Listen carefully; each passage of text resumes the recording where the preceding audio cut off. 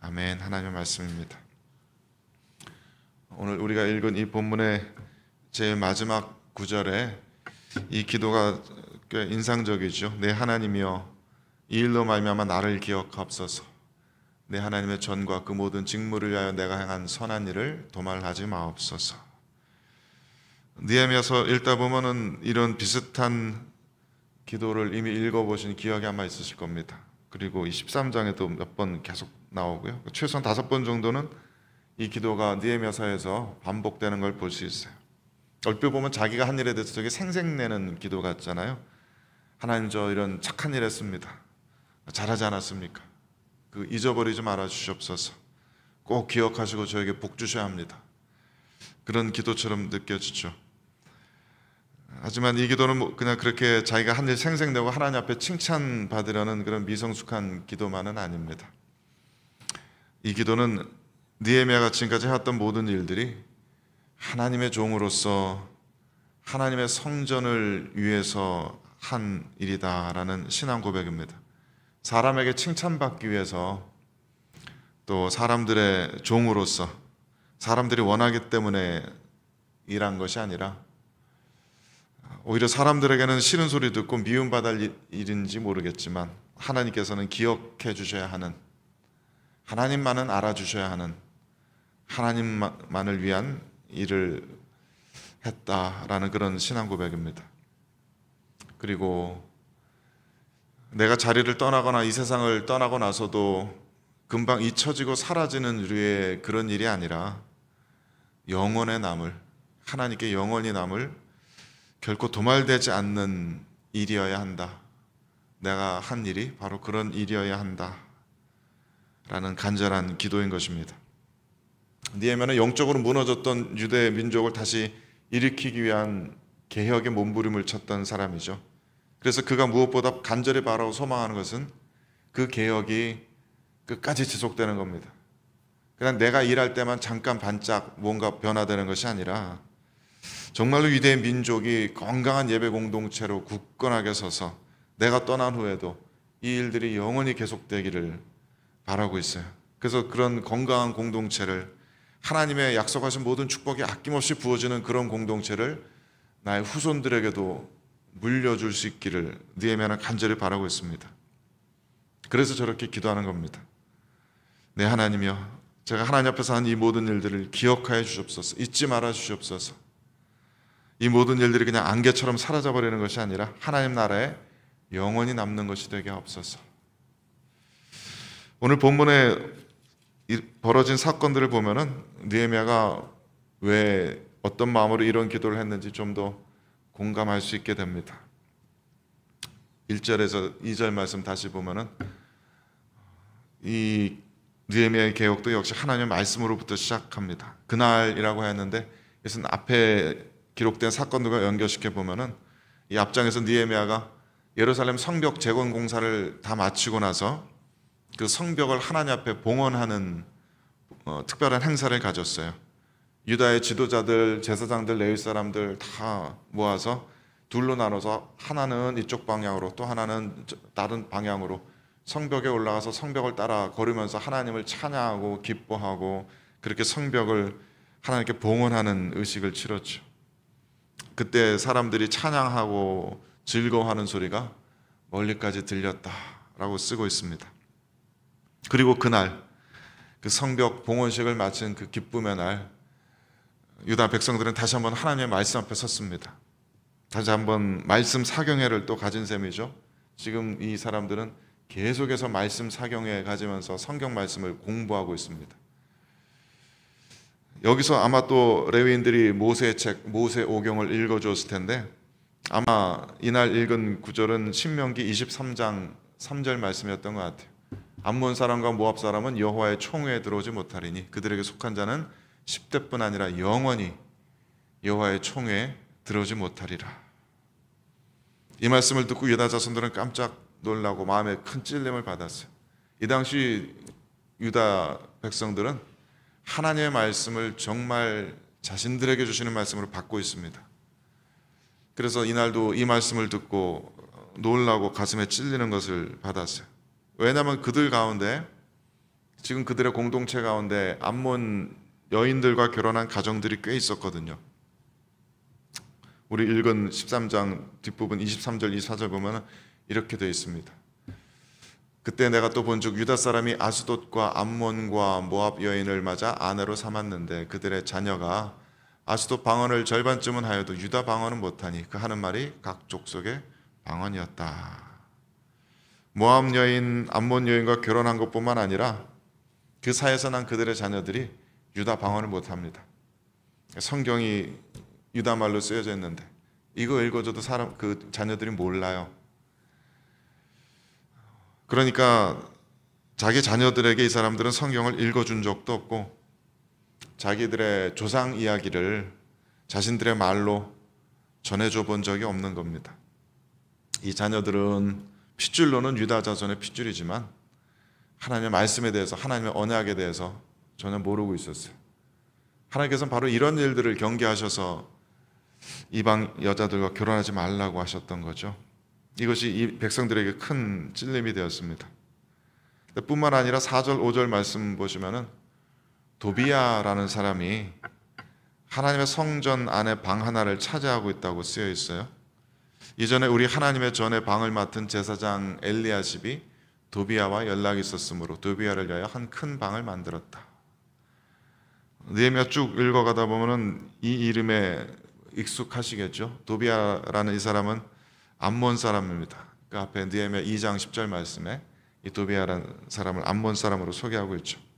이 사람이 제사장 엘리야십과 연락이 있었다라고 되어 있는데 영어 성경에는 related라고 되어 있어요. 인척 관계다 이거죠. 아마도 핏줄이 다르니까 친척은 아닐 테고 결혼 관계로 맺어진 그런 사돈 관계였을 겁니다. 느헤미야 6장 말씀 보면은 이 도비야는 엘리야십 제사장 엘리야십 외에도 당시에 유다의 귀족들과 많이 혼인을 통한 인척 관계를 맺고 있었던 것 같아요. 그래서 유다의 여러 귀족들과 긴밀하게 소통하는 사이라고 그랬습니다. 유다의 여러 귀족들이 도비야와 저렇게 편지 왕래하고 또 많은 이들이 이 도비야와 혼인으로 동맹한 그런 관계를 맺고 있었습니다. 암몬 사람으로서 그 암몬 지역의 고위 관료일 뿐만 아니라 유다 지역의 고위층과도 이렇게 깊이 연루되어 있는 영향력 있는 사람인 거죠. 그러니까 바사 제국 안에서 전체에서 볼 때 이 유다 지역 거기서 아주 꽤 영향력 있는 인물인 겁니다. 이 사람이 앞에 2장에서 4장에서 6장에서 등장하고 있는 것처럼 이 사람이 예루살렘 성벽 재건을 끝까지 방해한 핵심 인물 중에 하나예요. 그런데 그런 인물이 성전 한 구석에 방 하나, 오피스 하나 차지하고 앉아 있는 겁니다. 성전을 드나들면서 유대인들 지도층 사이에 종교적인, 정치적인 영향력을 행사하고 있었던 거죠. 게다가 도비야가 차지하고 있는 그 방은 원래 11조로 들어온 곡물, 포도주, 기름, 거제물을 보관하는 방이었다고 되어 있어요. 말하자면 예루살렘 성전의 재정부실을, 통장을 암몬 사람 도비야에게 맡겨버린 것입니다. 어떻게 해서 일이 이 지경까지 되었는지 모르겠지만 당시 나름의 실력자였던 이 도비야가 많은 사람들과 관계 맺으면서 유다 백성들 깊숙이까지 들어와서 그 영향력을 이방인으로서 행사하면서 유다 사회를 쥐락펴락하고 있었던 거죠. 그 결과 레위인들에게 돌아가야 될 몫이 사라집니다. 느헤미야가 바사 제국 정부의 왕 앞에 갔다가 와 보니까 레위 사람들이 다 사라져 있어요. 이 사람들이 말하자면 샐러리를 받지 못하니까, 사례를 받지 못하니까 먹고 살 일이 막연해져서 먹고 살기 위해서 다 자기 밭으로 도망하였습니다. 느헤미야는 이런 일을 바로잡아야 했습니다. 쉬운 일이 아니었겠죠. 이 도비야라는 사람이 불법적인 방법으로 불법적인 자리를 차지하고 있다는 것을 누구나 알면서도 유다 사회 모든 이들이 그냥 쉬쉬하고 있었던 겁니다. 이 사람이 가지고 있는 영향력 때문에 혹은 괜한 소란 일으키기 싫어서 그냥 쉬쉬하고 덮어두고 있었던 겁니다. 그런데 모두가 암묵적으로 덮어두고 있는 이 사건을 느헤미야는 다시 들춰내고 바로잡느라고 소란을 피워야 합니다. 인간적인 갈등도 있었을 테고 그게 맞는가 싶은 그런 생각도 있었겠죠. 하지만 느헤미야는 단호합니다.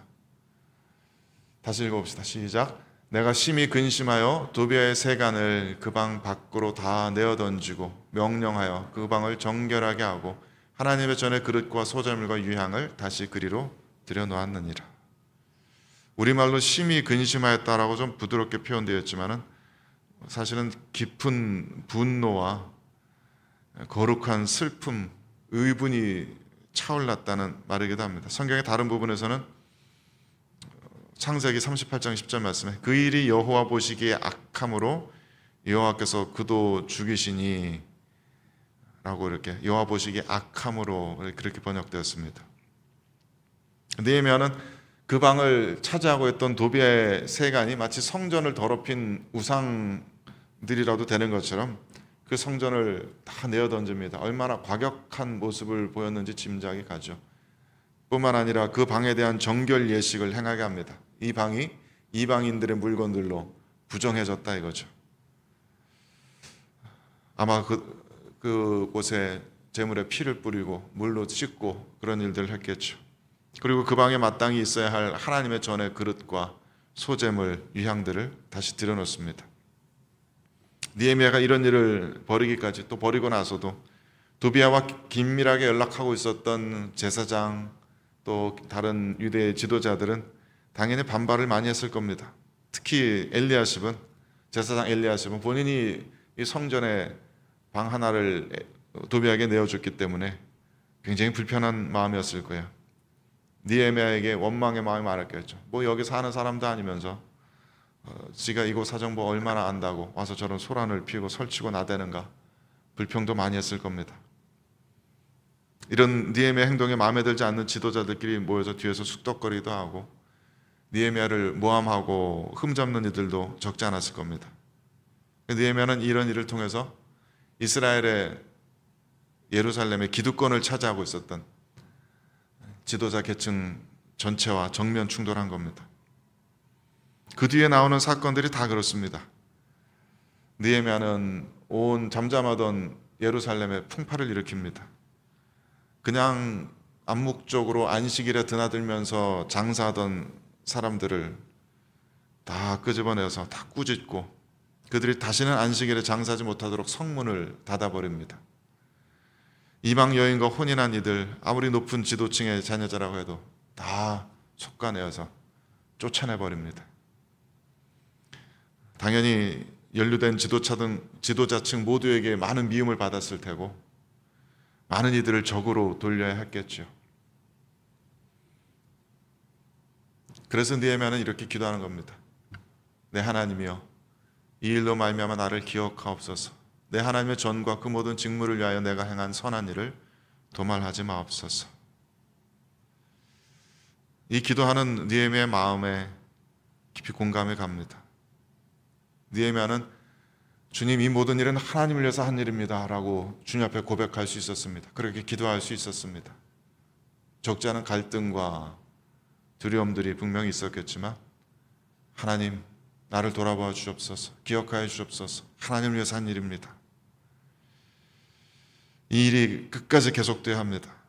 제가 떠나고 나면 없었던 일처럼 되돌아가는 그런 일이 되어서는 안 됩니다. 그렇게 기도한 거예요. 분명히 하나님의 말씀에 금지된 일들이었기 때문에 그래서 그 일들을 그냥 암묵적으로 덮어두고 사람들의 종으로서 사람들의 기분을 맞추기보다 하나님의 종으로서 하나님의 말씀에 순종하며 이런 일들을 해야만 했습니다. 그 일은 옳은 일이기 때문에 느헤미야가 아니라 누구라도 해야 하는 일이고 그 뒤에 사람들도 그 일들을 이어받아야 합니다. 그래서 저렇게 기도합니다. 우리 주님께서도 말씀하시기를 내가 세상에 화평을 주러 온 줄로 생각하지 말라 말씀하셨죠. 나는 세상에 화평이 아니라 검을 주러 왔다. 그래서 예수 그리스도의 복음이 전해지는 곳마다 가족들끼리, 이웃들끼리 싸움이 나고 전쟁이 벌어질 것이다. 그렇게 말씀하십니다. 하나님 말씀을 따라 이 세상에 하나님의 나라를 세우는 일은 때로 그런 일입니다. 잠잠하던 세상에 풍파를 일으키는 일입니다. 다툼을 일으키는 일이고 또 그 다툼 속에 뛰어들어야 하는 일입니다. 그냥 좋은 게 좋은 거다, 평안하다 평안하다라고 그냥 덮어두는 그런 일이 아닙니다. 느헤미야의 기도 속에 담겨있는 이 두려움, 이 인간적인 갈등들, 또 하나님 앞에서의 경외감, 그리고 무엇보다 이 세상 무엇보다도 하나님 나라의 가치를 쫓았던 그 마음을 우리도 배울 수 있기를 원합니다. 하나님, 저를 기억하여 주시옵소서. 하나님 나라를 위해서 제가 행한 선한 일들을 기억하여 주시고 도말하지 마옵소서. 이런 기도를 함께 올려드릴 수 있는 저 여러분 될 수 있게 되기를 주님의 이름으로 축원드립니다. 함께 기도하겠습니다. 거룩하신 하나님, 에스라 느헤미야서 끝까지 읽으면서 얼마나 많은 이들이 이렇게 헌신적인 노력을 다하면서 하나님 말씀을 쫓아 하나님의 나라를 이 세상 가운데 세워나가기 위해서 애쓰며 또 싸워왔는지 다시 한번 돌아보게 됩니다. 그리고 이 말씀에 저희들 스스로를 비추어 봅니다. 저희들 각자의 삶 가운데 있는 모든 부정한 것들, 하나님께서 기뻐하지 않으시는 것들을 거두어내기 위해서 저희들은 이처럼 치열하게 싸웠는지 스스로를 돌아보게 됩니다. 또 저희 가족 안에, 교회 공동체 안에 주님께서 기뻐하지 않으시는 일들을 그냥 모른 채 뒤덮고 쉬쉬하고 그렇게 하나님의 진노를 사고 있지는 않았는지 돌아보게 됩니다. 느헤미야의 마음을 저희들에게 허락하여 주셔서 하나님의 나라 만들어가는 그 일에 저희들이 전적으로 헌신될 수 있게 없어서 사람들을 기쁘시게 하기 위한 일들이 아니라 하나님의 말씀을 쫓아 하나님의 임재 앞에 영원히 남아야 하는 그런 일들에 헌신되는 저희들 되게 하옵소서. 주님의 말씀을 쫓아 순종하는 종들에게 그런 용기와 지혜와 믿음과 능력을 더하여 주시옵소서. 주님께 저희들의 각자의 삶과 저희가 속한 모든 공동체를 올려드리오며 우리 구주 예수 그리스도의 이름으로 기도드립니다. 아멘. 우리 이 시간에 마음을 모아서 같이 중보 기도하십시다. 우리 오늘은